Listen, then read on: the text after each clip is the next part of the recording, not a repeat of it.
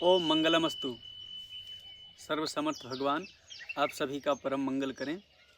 आशा करता हूं कि आप सभी सकुशल ही होंगे, और यदि आपकी कुशलता में कोई व्यवधान हो तो मैं भगवान से प्रार्थना करता हूं कि आप सकुशल हो जाएं, आपकी कुशलता सुनिश्चित हो जाए।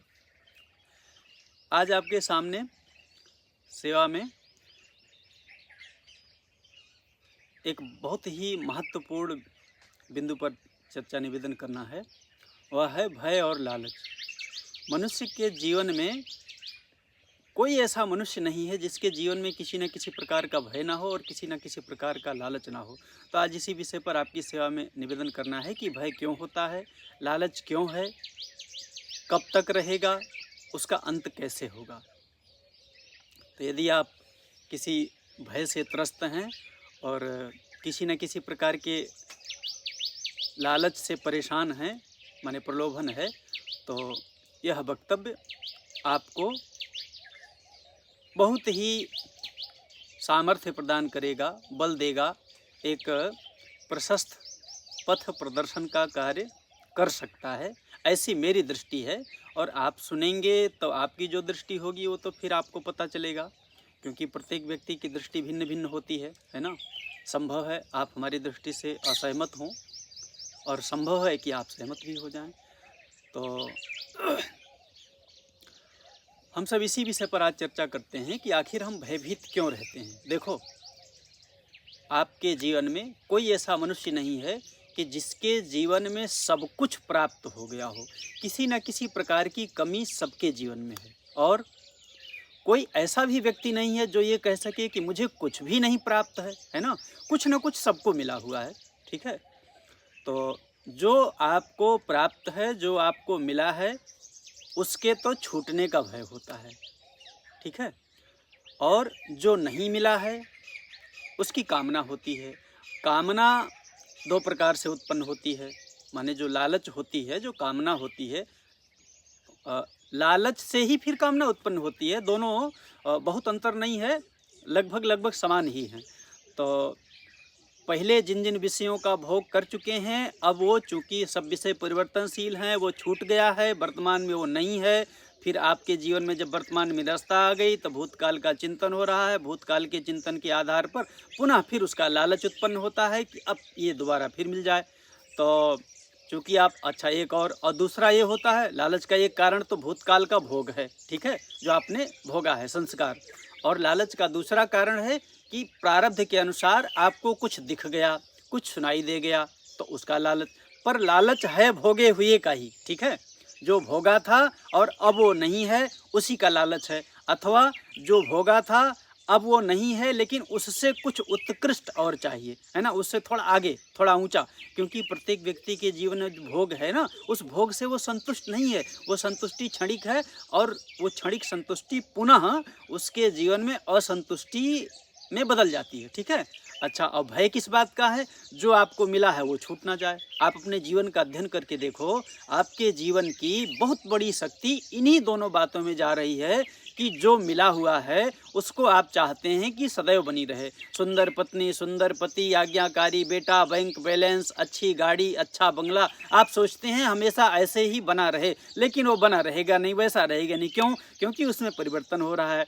परिवर्तन तो भाई प्राकृतिक नियम है ना, प्राकृतिक विधान है।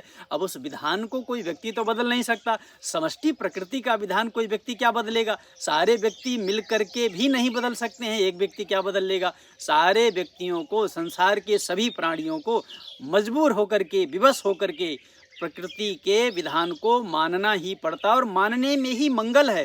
जिस व्यक्ति ने प्रकृति के विधान को अपने जीवन में धारण कर लिया, उस व्यक्ति का जीवन भय और लालच से मुक्त हो जाएगा। तो प्रकृति का विधान क्या है कि जो आपको मिला हुआ है वो छूट जाएगा, तो आप उसका अच्छे से अच्छा उपयोग करें।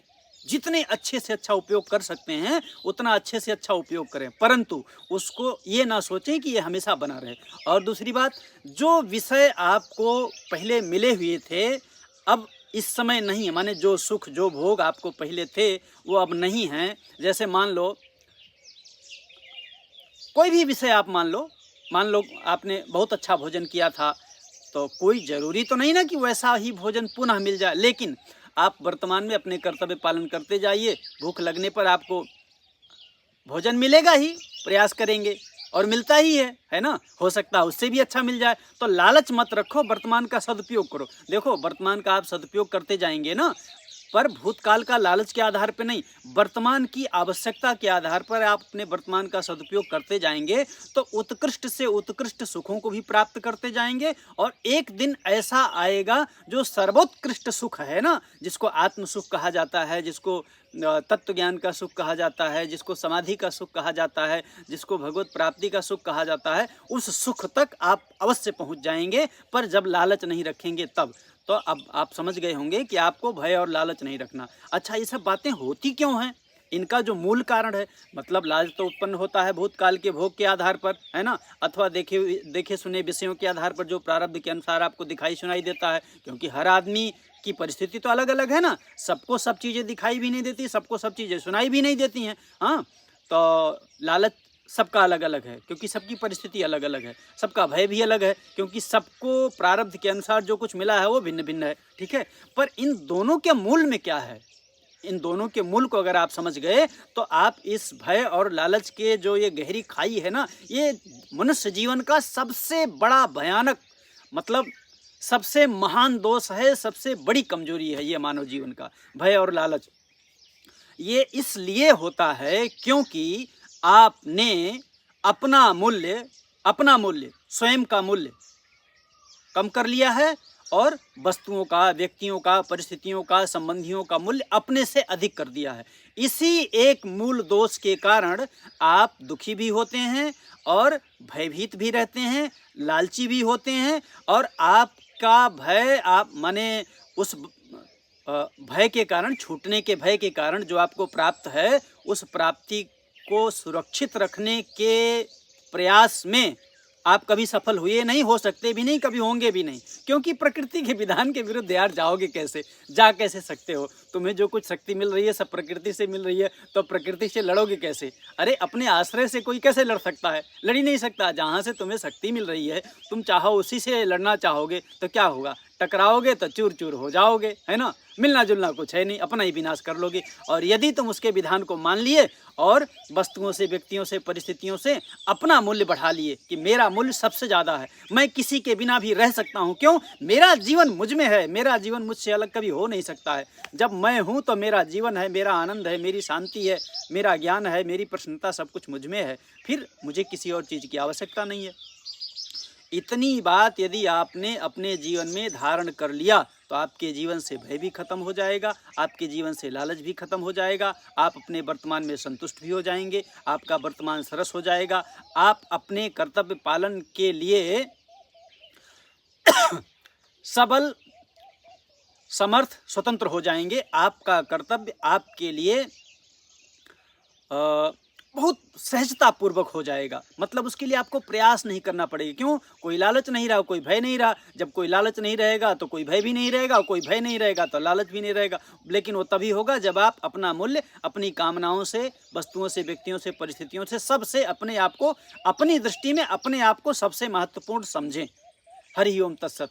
अगर ये आपको अच्छा लगा हो तो अपने मित्रों को भी इसको शेयर कर दीजिए। शायद हो सकता है इस वक्तव्य को सुन करके आपके किसी एक मित्र के जीवन की समस्याओं को सुलझाने में सहयोग मिल जाए, तो वो आपको हृदय से आपका कृतज्ञता अनुभव करेगा और आपके और उसके बीच में स्नेह की एकता हो जाएगी। हरि ओम तत्सत, हरि ओम तत्सत। सर्वसमर्थ भगवान से मैं प्रार्थना करता हूँ कि आपको भय और लालच से मुक्त होने की सामर्थ्य प्रदान करें। आपको भगवान ऐसी शक्ति दे दें कि आप अपने जीवन में अपने से अधिक मूल्यवान और किसी को मत समझो। इन्हीं सद्भावनाओं के साथ आप सभी को बहुत बहुत साधुवाद। आप सबके हृदय में विराजमान परमात्मा को मेरा नमस्कार है। हरि ओम तत्सत, हरि ओम तत्सत। ओम मंगलमस्तु।